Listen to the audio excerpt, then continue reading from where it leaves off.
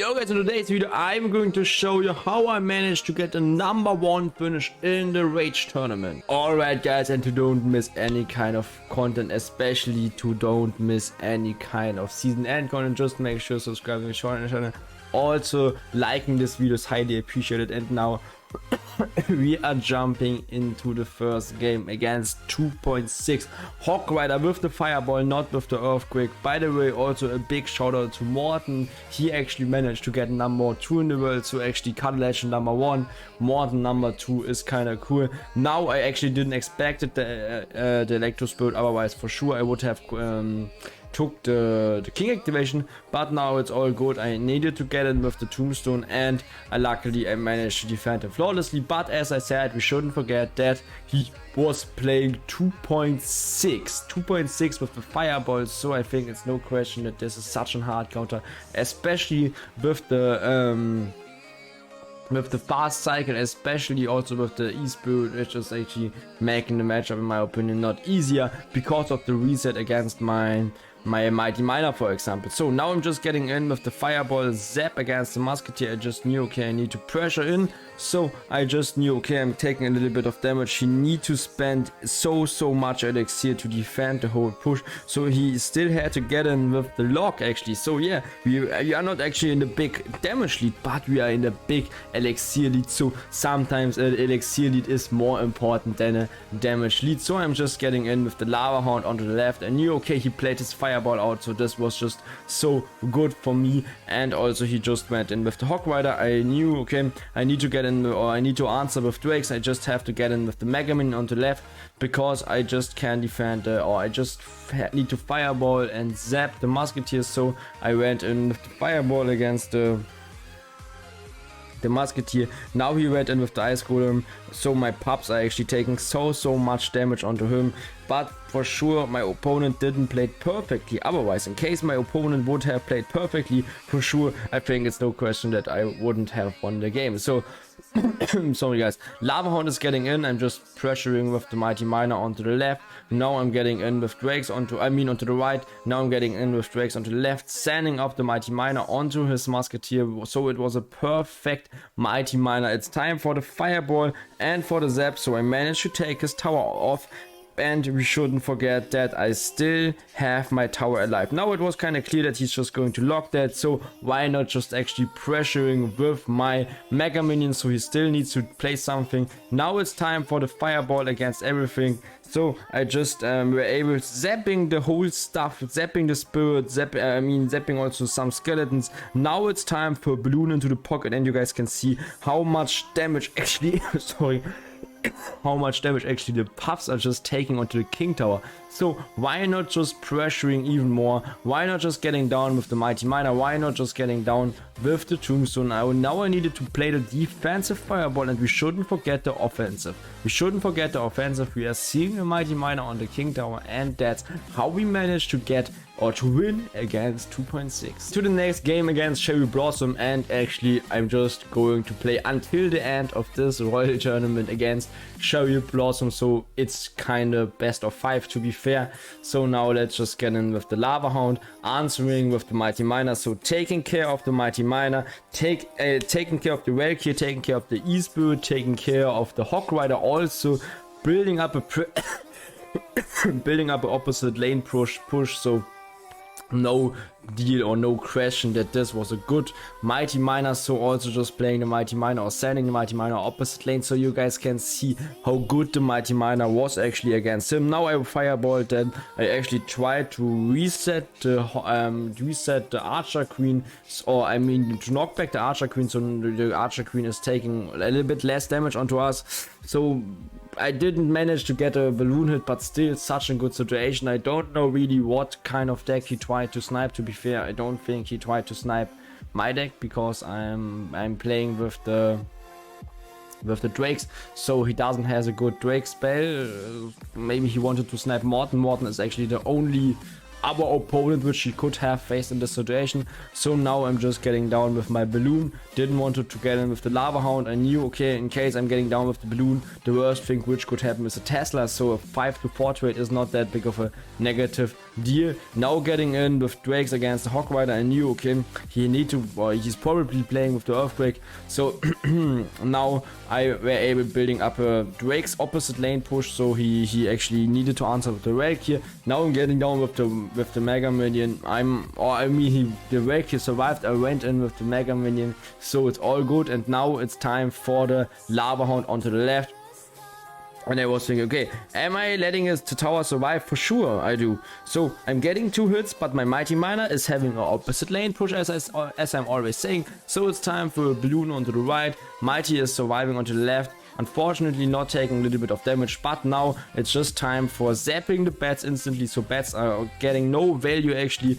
Drakes are surviving, my balloon is surviving, I luckily take his tower down, and you guys can see I'm just getting down onto the right. I'm building up a huge push onto the right, even I'm trying to get the left tower down, so I just can play the Mighty Miner again onto the right. Now just sending off the Mighty Miner, I don't even need to zap the bats. You guys can see my Mighty Miner connection. My Mighty Miner is just so strong, and now you guys can see that there is no opportunity for him personally actually comebacking this game in 10 more seconds. So now just keep pressuring in with Drakes. Also in the tournament it's kind of important trying to get a 3 crowns, so I mean 3 crowns are just not so important, so we kept pressuring and we won the first game against, I guess, Cherry Blossom. Now jumping into the second game against Cherry Blossom, so let's try to find out what he's playing. He played Lava Clone, so he might try to snipe us, but we should, yeah, we have to be honest. I guess I have a good matchup against Lava Clone, against his Lava Clone deck, especially because his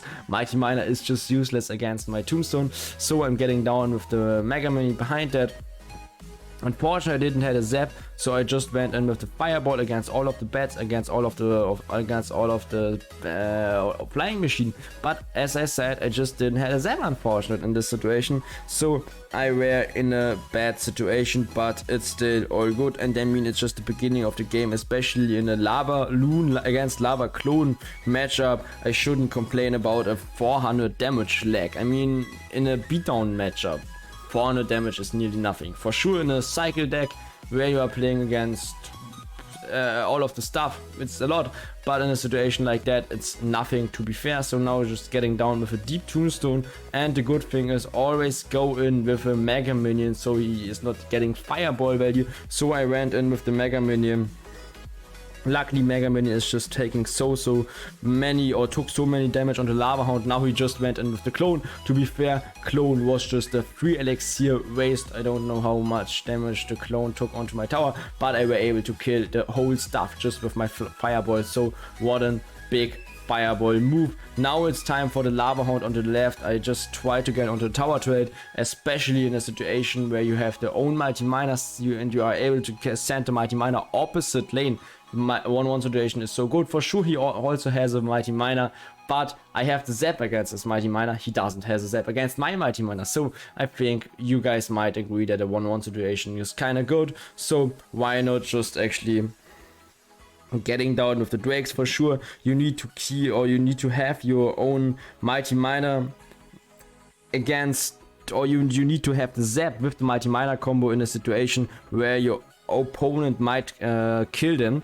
Oh, okay, let me explain it to you. If you want to get in with the Mighty Miner, you know your opponent has Skami, you need to also have the zap in hand. So now I just try to explain it to you guys, but you might understood me. So Lava Hound is getting in.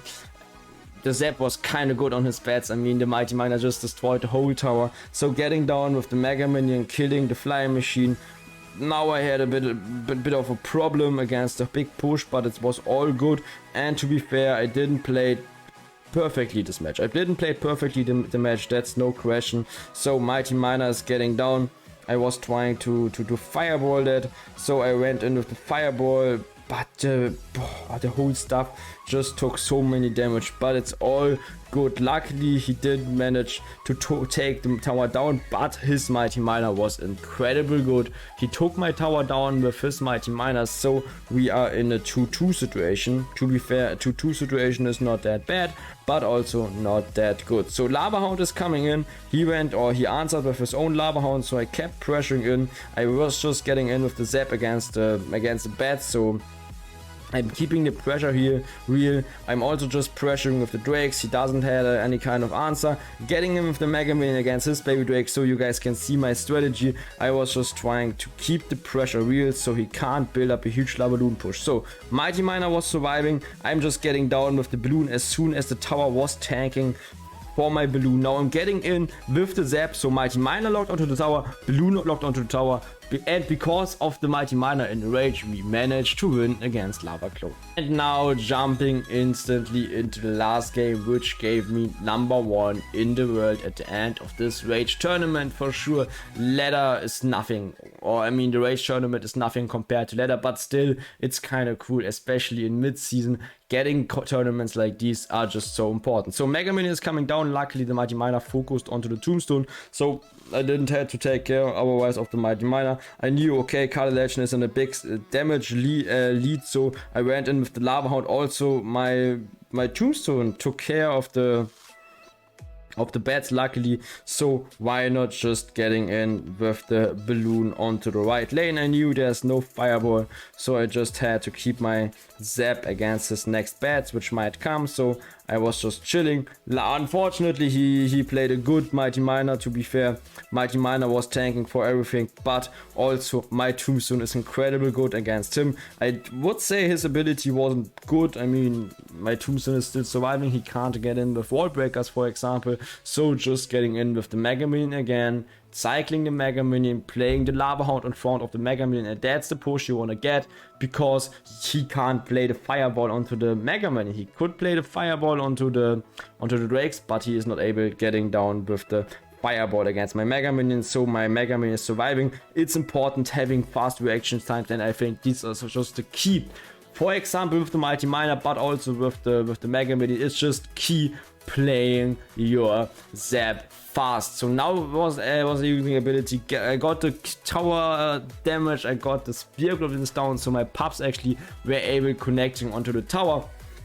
What a good ability in my opinion, and I think this was also one of the reasons why I just won this tournament, because of my fast zaps. You could see it in the Lava Clone matchup. I just managed to get in with the fast zap. I took the tower down by the Mighty Miner. Now I managed to get down with the fast zap. I took the tower down by my Mega Minion. So this was just, I think, also one small secret to win. So I was seeing, okay, he's getting in with the Mighty Miner, so I knew I need to get in, or I need to get the tombstone as fast as back in a cycle, or the Mighty Miner. For sure there was one Mighty Miner on the field, so I just had the ability getting the next tombstone in the hand, so I needed to zap that. I also just needed to zap that, and it's kind of clear what my strategy is looking as. I'm just trying to keep my both towers alive for the next 30 seconds. So getting down with the fireball, I still managed to let my tombstone survive. And to be fair, as long as my tombstone survives, he has no opportunity getting in with the wall breakers, getting in with the Mighty Miner. So he didn't actually took any kind of damage by the wall breakers anymore. And we also won the last game. So I can show you the battle log. You guys can see, I think you guys know how bad the matchmaking system is, but this is actually my battle log. So just playing against the same person for 3 times in a row, and as I said, that's how I managed to get #1 in the World tournament. As I just said again, congratulations to Morten, which got #2 in the world. Guys, write me down in the comments what's your opinion about this success, and as always, thanks for watching. See you next video. Bye guys.